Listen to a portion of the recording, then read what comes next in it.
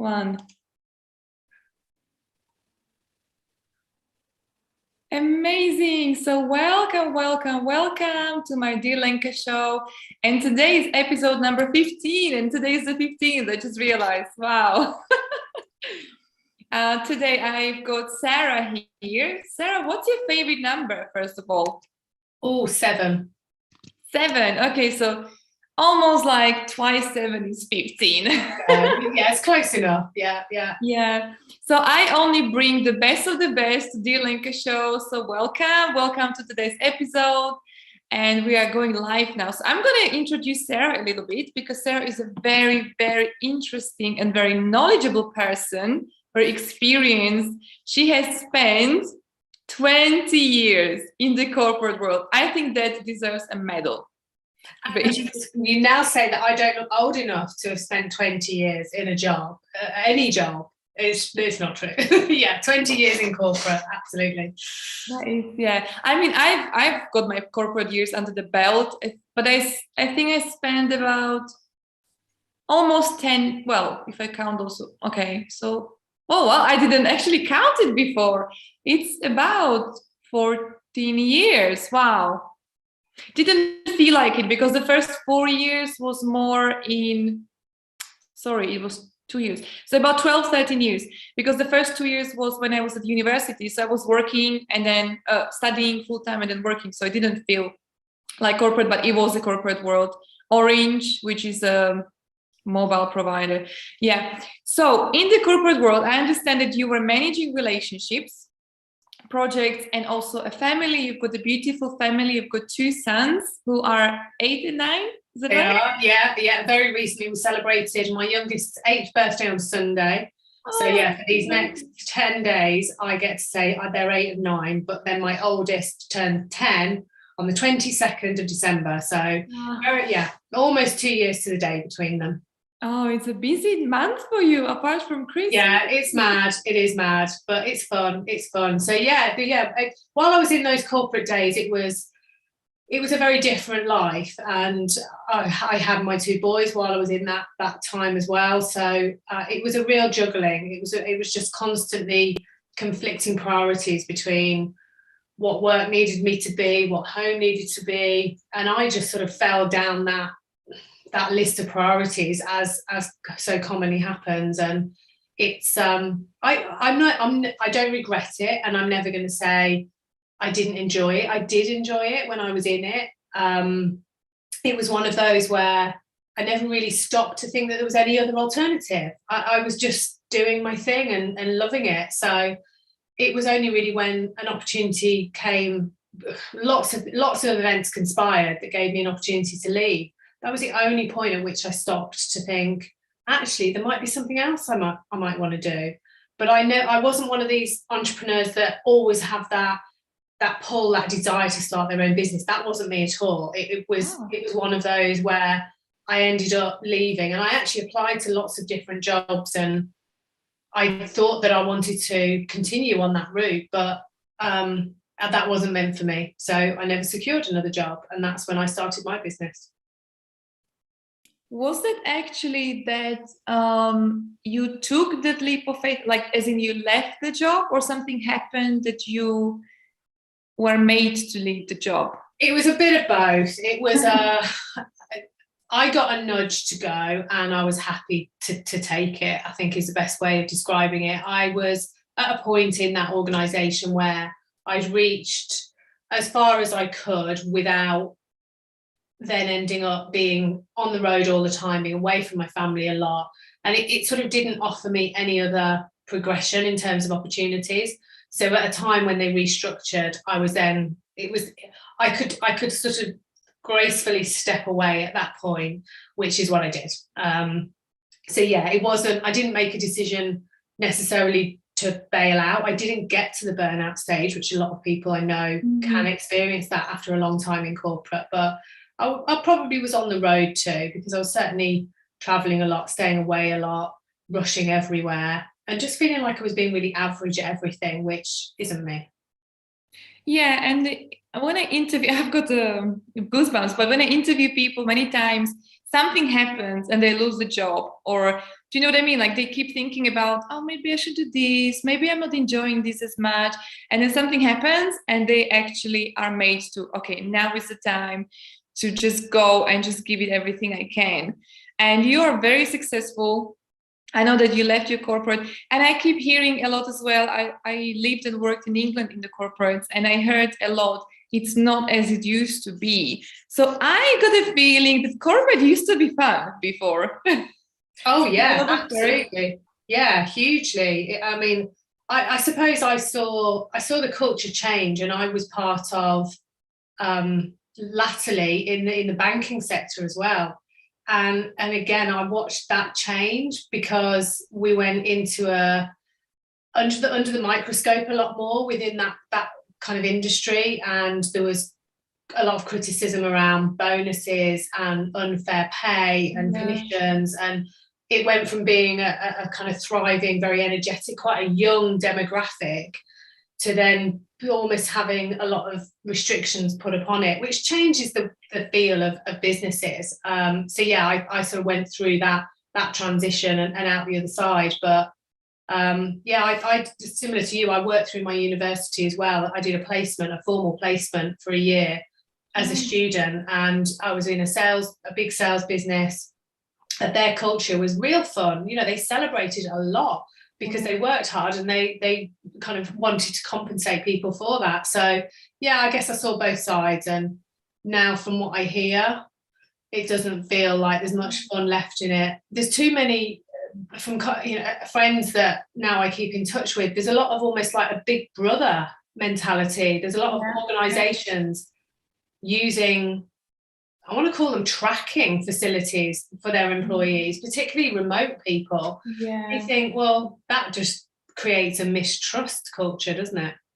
It does. And even I experienced that, believe it or not. I was also in the banking. We almost worked in the same bank.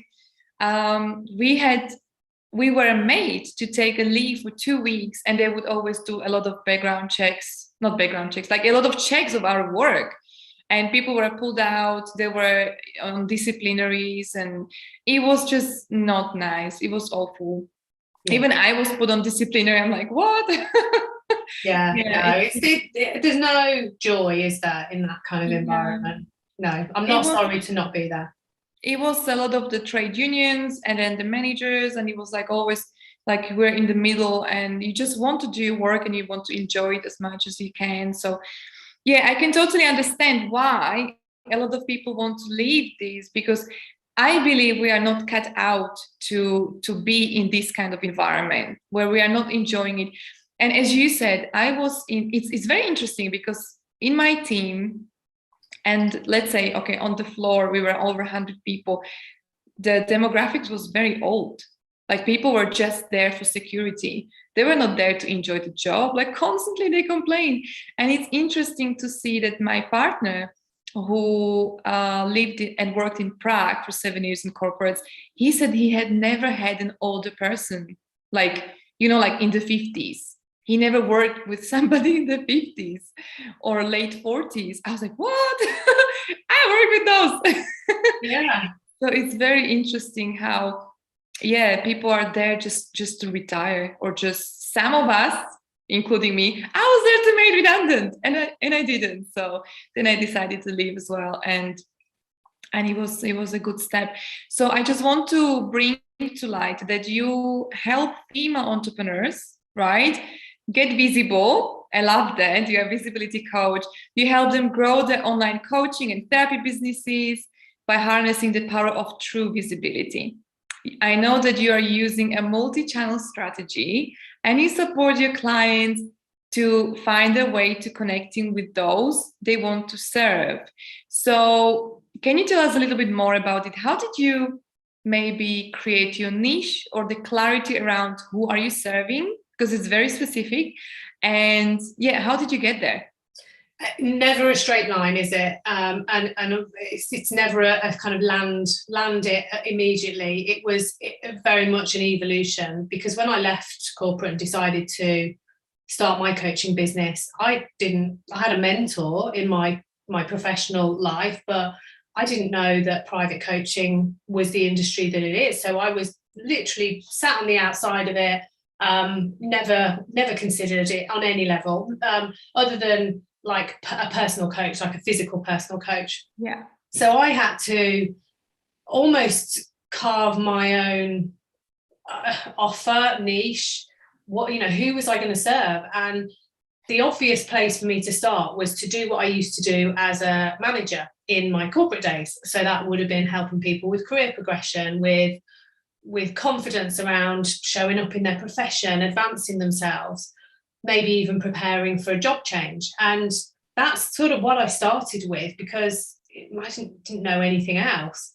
And I did have some success with that. I had a good network and I got some good referrals. But of course, that network dried up pretty quickly because I wasn't doing any actual marketing or real sort of lead generation, none of that.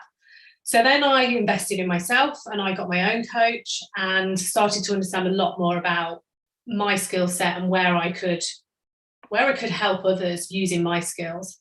And initially I niched what I had been doing just down to confidence, because confidence tends to sit at almost the core of a lot of things, regardless of whether you have your own business, you want to change your career. It often starts with us and having the confidence to make those changes.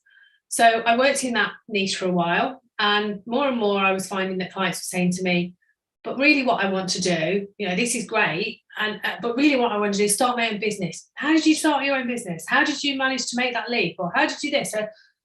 And I was getting more and more of those nudges again, and I thought, I ignored it for a while. The first few, I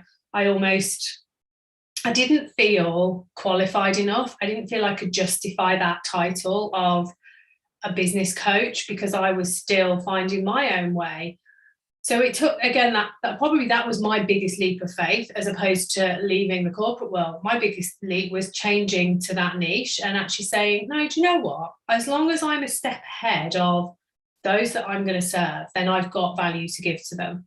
And I still maintain that to be true. I think being relatable and still remembering what that initial journey is like is really important, because you can easily forget those first early struggles, those self-doubts and all the stories that come up. So that's where I went to, and I loved that niche, and stayed with that for a good long time, and saw women through, right from a kind of grain of an idea, I think I want to do this, to then they're serving, and huge transitions in terms of their progression.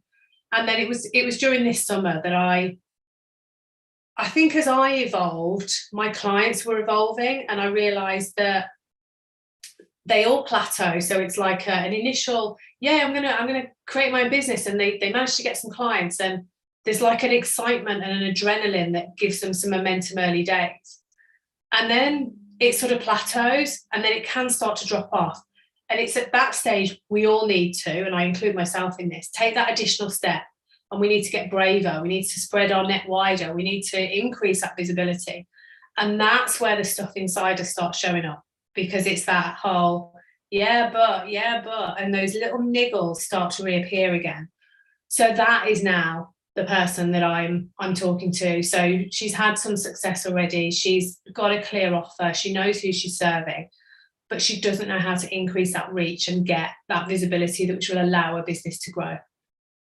I love that you're sharing that, because everybody thinks like there is a manual to have a business.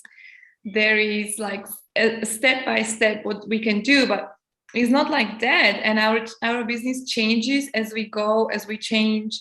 So it's very interesting. I like that you mentioned how you went from like helping people with a career to confidence and to what you're doing right now. And I'd like to read one testimonial of your website. I love your website. So it's sarawisniewski.co.uk. And it's so beautiful. It says, before I met and worked with Sara, I thought business was horrid.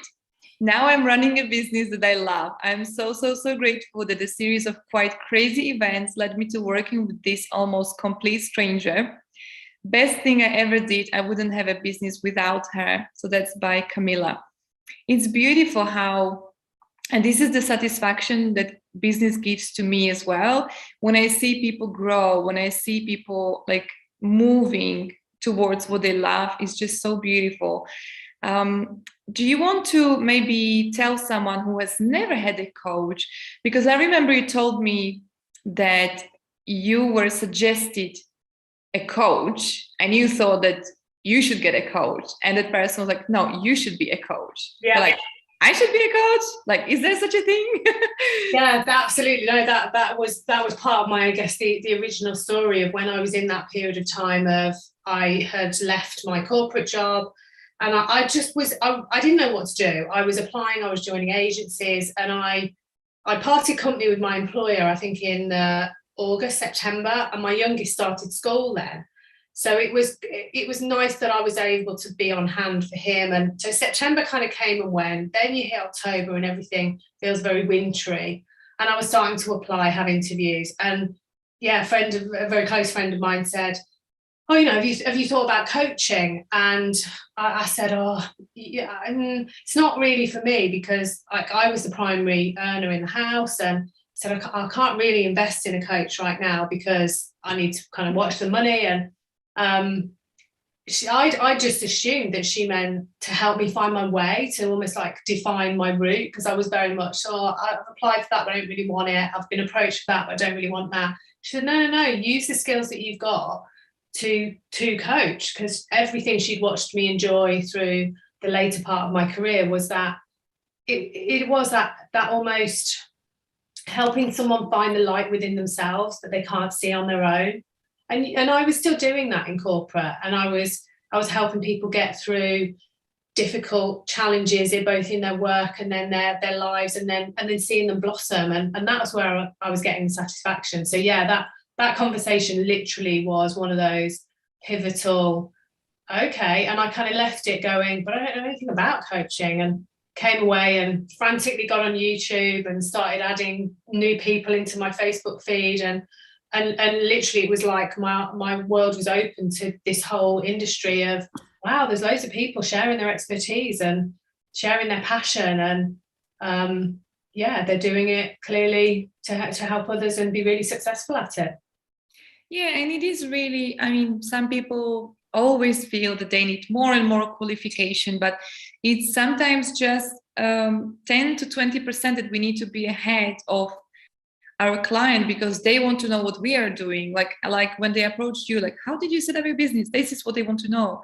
And I know that you have helped women to go from zero or a very small following to selling out groups and private packages.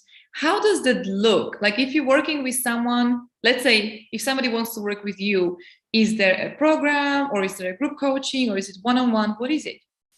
So I've done both. I did do group coaching through the earlier part of this year, and I like them. I like the group energy that people get, and there's been some brilliant relationships formed, and likewise I like being part of the group at times. But the big piece for me is really seeing that transformation that people can get when you're working with them one-to-one. Yeah. So at the moment I am just doing one-to-one. Which allows me to be very specific about that person's needs at that time. So there's kind of foundational elements that I will most often cover with everyone, and depending on the point at which they join me in their journey and the point they want to get to as well, it becomes a very personal experience. But generically, most people will work with me for around about 5 months, meeting every week.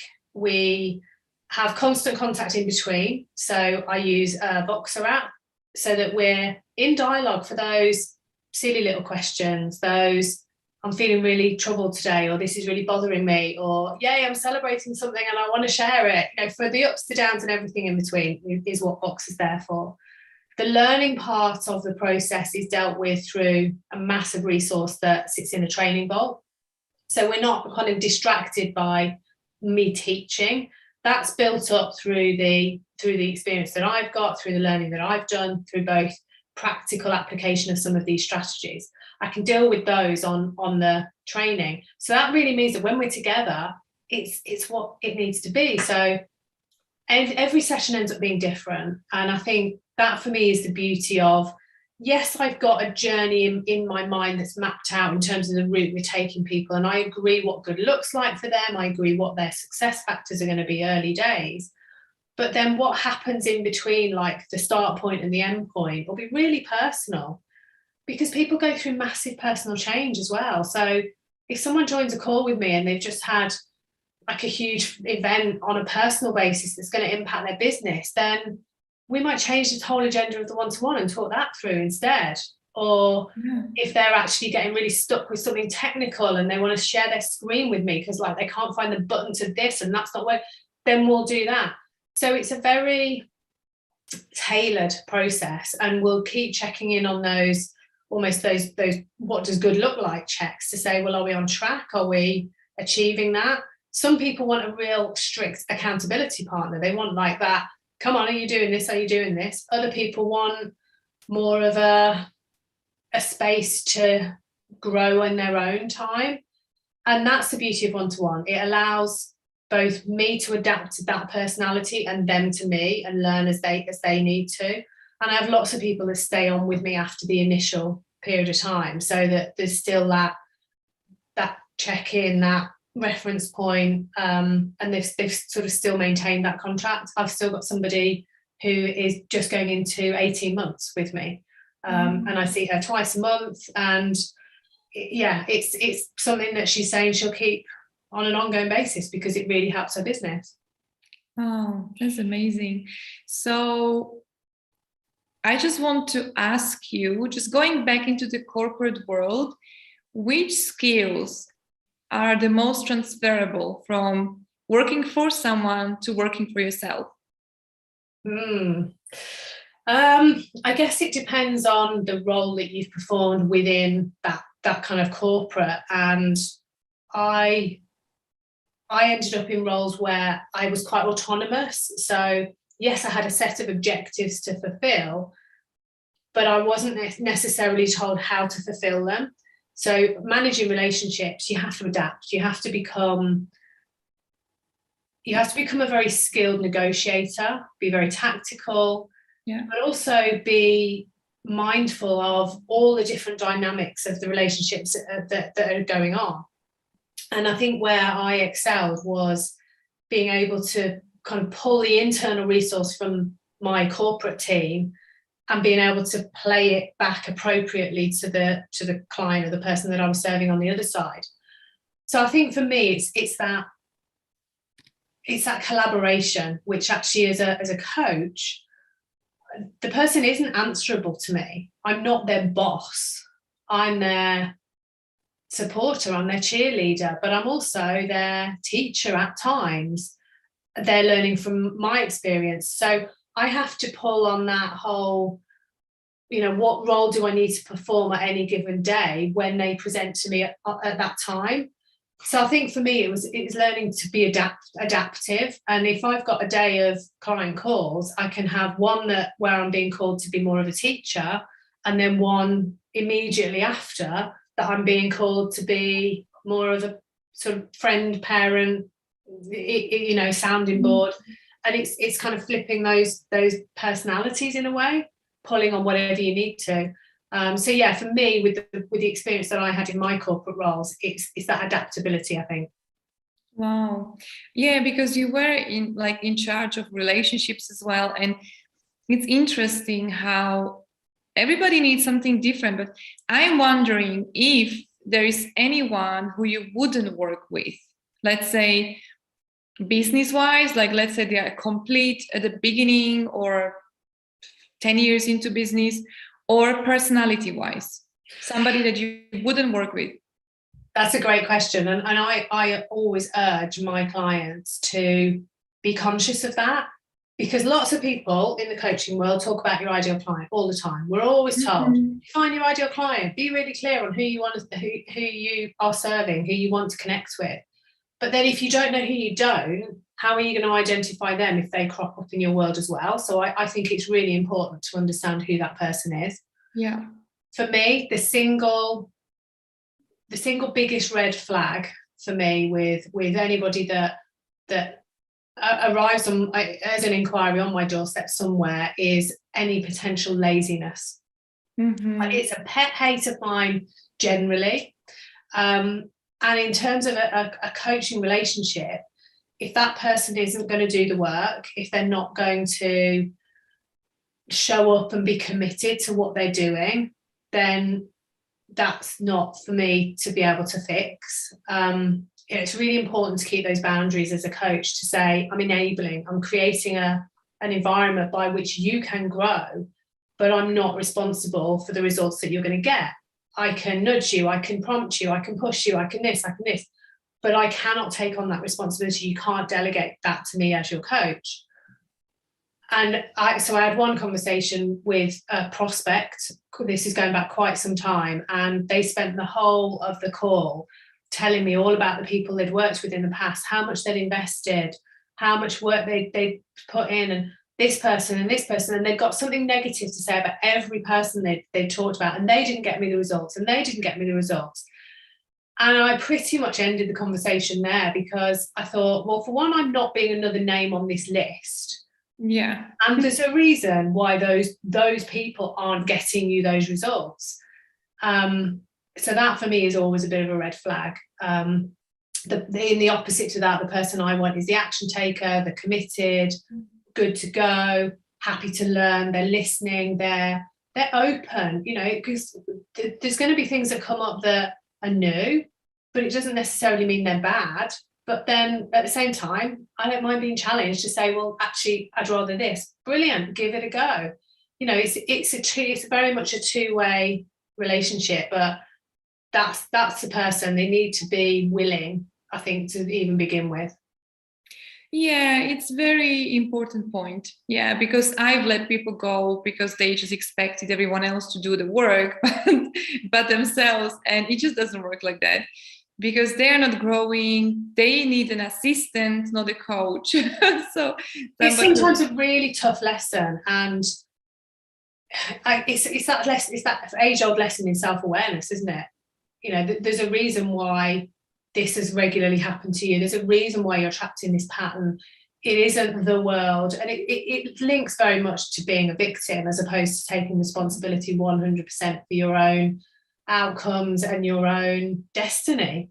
And if you passed off any level of that to somebody else, then you've automatically put yourself as the potential victim. It means you're not in charge of your own whatever it is. And things happen, absolutely, stuff happens, and it throws us off course. But how we deal with that and building our resilience to life is a huge lesson. And inevitably what I do ends up becoming quite mindset based. There's always a confidence element to it, because things come up that mean that we're stopping ourselves being visible. We're not going to perhaps as far as we could or should. And it's there where we can uncover some really deep-seated stuff that sometimes people have suppressed for a long time. But unless you deal with that, it'll just come up again at a later date. Yeah, and that takes me to my next question, which is, what's the biggest block that people have for showing up? The biggest block? Themselves, almost always. And the way that actually shows can be lots of different, almost masks of the same thing. So for some people, it might be fear, and fear is perhaps rooted in, maybe there's imposter syndrome in there. So, I don't want to show up in case I do end up getting the clients. And if I get the clients, well, what if I can't serve them or get them the results that I'm telling them I can get them? And if we have a deep-seated fear about our product, our service, the result we're going to get, it stops us way earlier in that process, because we kind of self-sabotage, don't we? We get in our own way.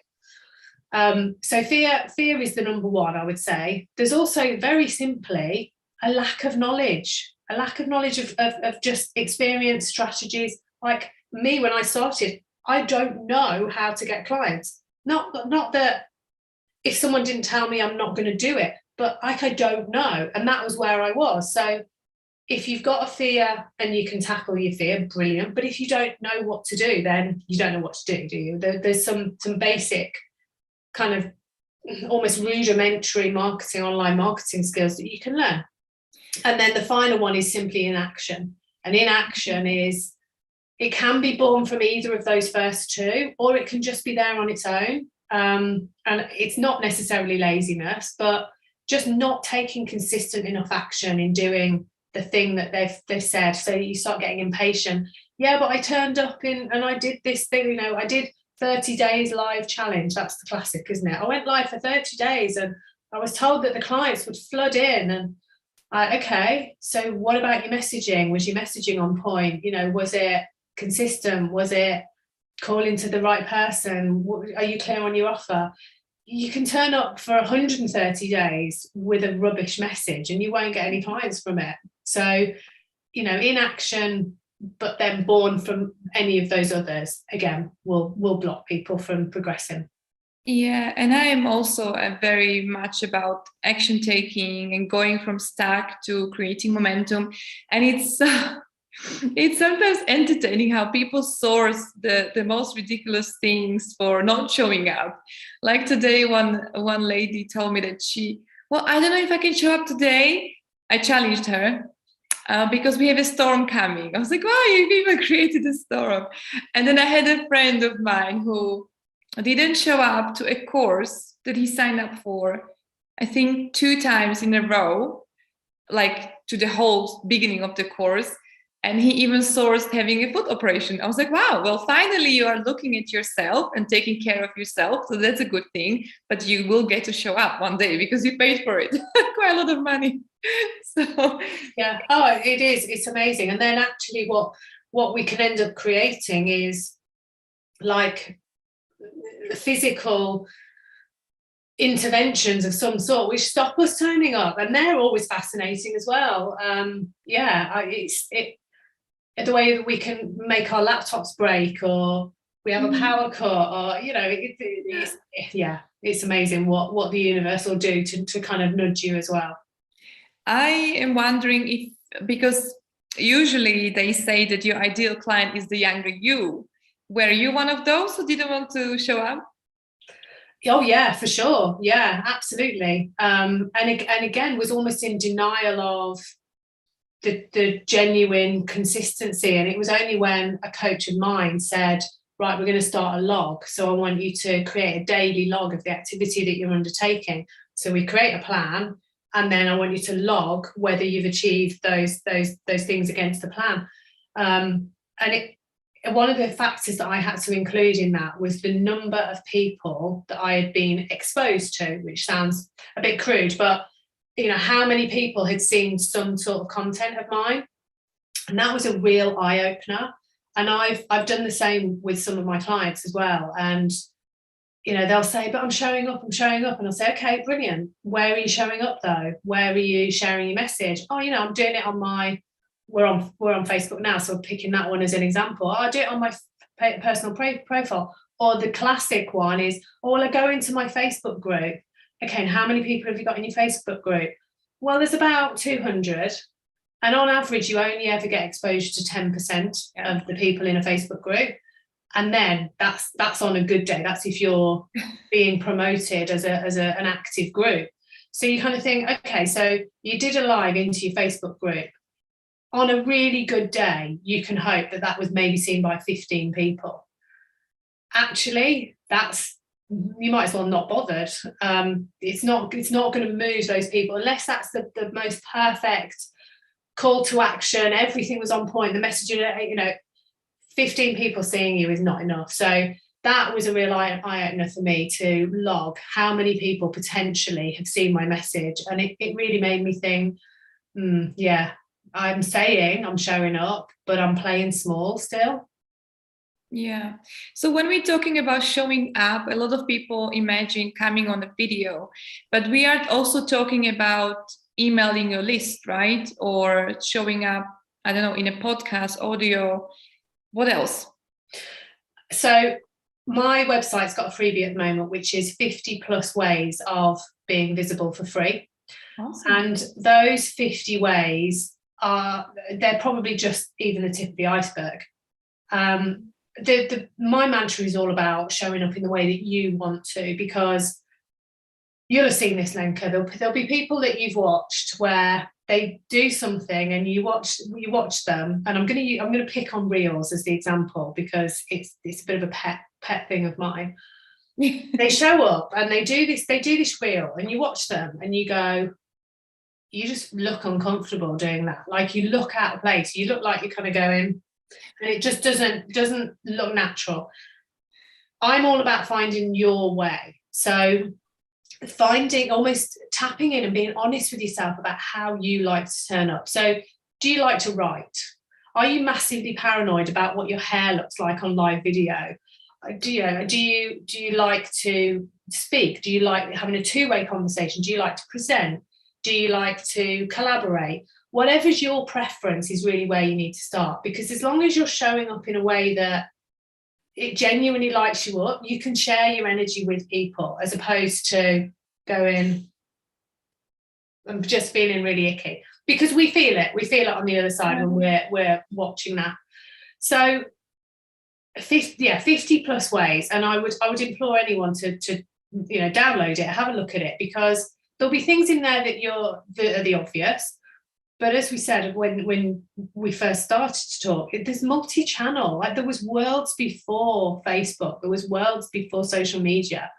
So as we can get out a little bit more, which I use those words cautiously at the moment, but we can use other mediums. There's the ability to write, to be heard, to be seen, and to connect. So use whatever is your desire to connect, and use it consistently before you dismiss it, because sometimes people they'll go with something and they'll I've tried that for a month, or I've tried that for a couple of weeks, and no, that didn't work, that didn't bring anything. Well, try it for 3 months, allow yourself to build momentum by doing it, and experiment. We've got to, it's a try and give it a go. Be curious about how you want to get yourself out there. Yeah, and I loved it. I just downloaded your 50 plus ways you could be seen and connect. So it's like 3 pages that many people can see. It's pretty, I love the visual. So just to mention, media, networking, your stuff like email lists, websites, podcast, blogging, YouTube channel, social media, guesting, physical. So it's very, very helpful. So the website is in the notes of this video, so anyone can come and see it. And yeah, thank you so much for the free gift. Like, I always absolute pleasure. And honestly, I feel so passionately about people being able to just find their own way. Like, don't follow someone else's format. And I'm not saying I disbelieve any of the marketing around, follow this list, follow this template, and you can get to 10K. I truly believe that person probably did use that format and that template and get to 10K, but that was their personality, that was their background, that was their experience. So you have to form your own way. So I'm never, like, anyone that works with me knows they are not going to be given, here you go and do this. They're going to be given, like you've seen, that almost menu, and they get to go, oh, I'm going to try that, I'm going to try that, and I can help you with any of those. But you have to decide how it is you're going to create that menu. It's like a buffet, and you're creating this like perfect meal for yourself.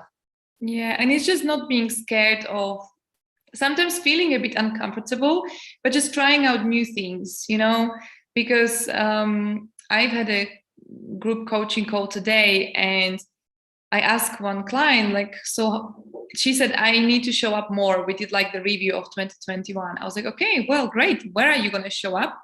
I don't know. Well, how about LinkedIn? Have you ever tried the live video LinkedIn? Because she's looking for authors, for example. I was like, this would be a perfect platform. And so she was a bit like, I don't know. And then the storm was coming. I was like, okay, well, give it a try tomorrow and then see how you feel. Because like, what happens if you try and you don't get a client? Nothing, right? So it's just trying out new platforms. I like playing around with all the different options and finding out something new. I love that. Yeah, because it could be that you've not even thought about it, and it's great for you. It could be that you try it and it's just not for you, and that's fine too. We have to be curious, and things change as well. So I think even in the last month, Facebook has released an audio room, which is similar to Clubhouse. Not all users have got it, but it is there. So, you know, things evolve. So if you've tried something and then ruled it out, then is there an adaptation to that? Because some people like lives, but they don't want to be on camera. There's a whole host. There is something genuinely for everyone. And as long as you're comfortable doing it and you're having fun, then you're doing your best. Amazing. And I've got another extreme for you. If you work with people that always show up, always do what you tell them to do, and they just don't get any clients, or they don't get anyone watching what they're sharing with the world. Do you look at maybe the messaging, as you mentioned, or how they're showing up? Yeah, so I certainly don't dive in with anybody, regardless of how experienced or otherwise they are. I don't start with the visibility. We start right at the foundational level around really understanding who they want to connect with, really truly deeply understanding where that person is and where they're going to get them to, understanding their offer and making sure it's a client-facing offer, because too many people go all detailed on their offer. They talk about, oh, you're going to do this and you're going to do this, and they kind of go a bit geeky on it. Whereas actually your offer needs to speak to the potential client and simplify it. So we unpick right from the foundational levels. And then when we've got that, we look at how we take it out to the world, because you could start from the marketing point. You could start from that lead generation process and do it and do it and do it and keep thinking you're showing up in the best way you can.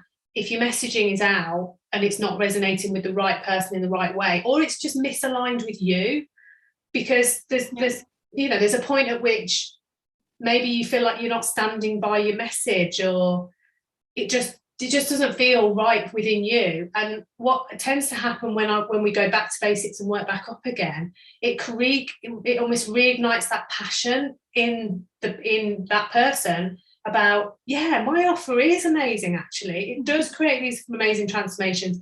So then that's what you're taking to the world, as opposed to, I've been offering this thing already for 6 months. I haven't signed a client for ages. This isn't going to work, but I might as well try it anyway. Yeah, that's not a positive energy to start with. Yeah. So it's almost like, let's just retrace our steps a little bit, and then we go at it from a really fresh perspective. And that's often worked. And sometimes they're only little tweaks, but it's the energy that's reset and how they're taking themselves out there. Yeah, and there could be one offer, and it could be offered by someone that doesn't attract anyone, and by other person who will attract 1,000 people. So it's really also how we show up, how professional we are about it. So yeah, so that's basically, we ran out of time a while ago. So thank you so much, Sara, for sticking around and for giving us all your nuggets and helping everyone who's watching get more confident around visibility, around showing up. If you'd like to work with Sara, she's offering a free call on her website. I've seen that. She's got a lot of clients' testimonials and a lot of good stuff on the website. So I really like that. Just lastly, my last question, did you want to share where your surname is from? Because I'm very passionate about where people are from. Yeah, absolutely. So my surname is Polish. My granddad came over to the UK during the war, and yeah, that's my, although I have been married, I've never changed my name, because it's such a real family name, which would have gone with me, but now I've got 2 sons, they've got my name too, so it carries on. I love that, absolutely love that. My dream is always, not in a bad way, but to change my name, because I never really liked my surname when I was a child. So I was always like, okay, I'm gonna get married and I can change the name. But I have 2 brothers, so they will continue with the name. So that's quite nice. I never even thought about it, So I find it a really strange concept because I think I always knew I wouldn't change my name. And certainly growing up as a child, it was an extremely rare name. I know we've got lots and lots of different nationalities in the UK now, and there's many more Polish people than there was, but yeah, it kind of becomes part of your personality. It's a talking point, it's an introduction. And like my mum recounts the story of me spelling it out when I was so tiny. I had no clue what the letters were, but I'd heard her say it so many times I could recount the spelling. And it sort of defines you. So I'd never even considered the fact that one day it might not be my name, because it sort of is me and I am it. It's strange. I find it odd now to think, I mean, not having daughters, it won't come up, but to think that as a woman, you sort of almost change your personality and leave something that is you in your past. It's odd. Yeah, it is an interesting concept because different countries don't change the name. I'm in Italy now, and they don't actually take the husband's name, which I didn't know about. I was like, wow, I thought that was like everywhere. Yeah, no, and I think in Poland they add an A, so it would be A for the woman. So yeah, it's names are interesting, aren't they? Where their heritages and how they trace through. And tell us what it means. So cherry tree. Yeah, I love that. I love the meaning of it. Yeah. Well, thank you so much, Sarah. I really appreciate you. Do you want to say any last words to people? No, just thank you so much for having me. And I'm getting used to this now as well. Happy holidays if you're in the US. Happy Christmas for, I think that's general across Europe. It's difficult. But yeah, certainly happy holidays is quite a new phrase for me to be saying, but I'm saying it more and more this year. And yeah, absolutely. Have a look on my website. You can connect with me on all the socials, Instagram, Facebook, and LinkedIn. And yeah, I love connecting. So yeah, if someone's watched this and it's resonated, then I'd love to hook up, probably now in January, and have a conversation. And what would you say to your relatives in Poland? I'd probably just say Happy Christmas. I still get cards occasionally because we do still have lots of relatives, but they're very spread out in there. And I can't think of what the phrase is that's on there. Do you know? Is it something like Szczęśliwych Świąt or something like this? Probably. I don't know. Yeah. I don't speak Polish, so yeah. Well, that's for your next episode when you come back. You can maybe in a year's time you can prepare your Polish phrase. Okay, I'll do that. Yeah, I need to do some homework on that first, though, Lenka. I'll teach you in Slovak. It's pretty easy considering Slovak is so difficult. Veselé Vianoce. Veselé Vianoce. Vianoce. Vianoce. Vianoce. Okay. Yeah, you got it. Well done. Oh, thank you so much. Thank you for having me. And enjoy the rest of your evening. Thank you. You too. Bye.